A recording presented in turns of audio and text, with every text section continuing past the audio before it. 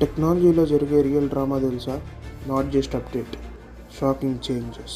అందులో first one వచ్చేసరికి quantum computing వచ్చేసింది, నెక్స్ట్ లెవెల్కి వెళ్ళింది. ఇప్పుడు రీసెర్చ్ స్టేజ్లో కాకుండా companies like IBM and Google వాళ్ళ యాక్చువల్ ఇండస్ట్రీస్లో యూజ్ చేయడం స్టార్ట్ చేశారు. Drug discovery, traffic systems, even cyber సెక్యూరిటీలో కూడా ఇంపాక్ట్ చేసే టెక్ ఇది. ఇక సెకండ్ వన్ చూసుకుంటే Google layoffs. Google layoff జరిగాయి రీసెంట్గా. ఆండ్రాయిడ్, పిక్సెల్, క్రోమ్ టీమ్స్లో నుండి చాలామంది ఎంప్లాయీస్ని కట్ చేశారు.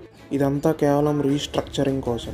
టెక్ ఇండస్ట్రీలో చూసుకుంటే మనకి జాబ్ స్టెబిలిటీ కూడా లేకుండా పోయింది. మేజర్ ఇష్యూ ఐటీలో ఫేస్ చేసేది చాలామంది ఇదే. నెంబర్ 3 వచ్చేసరికి యూఎస్ఏ చైనా ట్రేడ్ వార్. మళ్ళీ ఇది హీట్ ఎక్కుతోంది. మన ట్రంప్ గారు చైనా ప్రొడక్ట్స్ మీద హెవీ టారిఫ్స్ పెట్టారు, అప్ టు 145%. మరి దానికి రిప్లై ఇవ్వండి చైనా వాడికి నిద్ర పట్టదుగా. దానికి రిప్లైగా యూఎస్ టెక్కి కావాల్సిన రేర్ మెటల్స్ ఎక్స్పోర్ట్స్ని స్టాప్ చేసింది.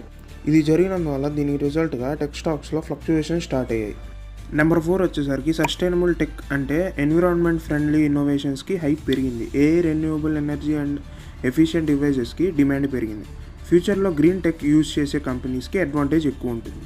వీడియో మీకు ఏమాత్రం ఇన్ఫర్మేటివ్గా అనిపించినా సబ్స్క్రైబ్ చేయడం మర్చిపోకండి.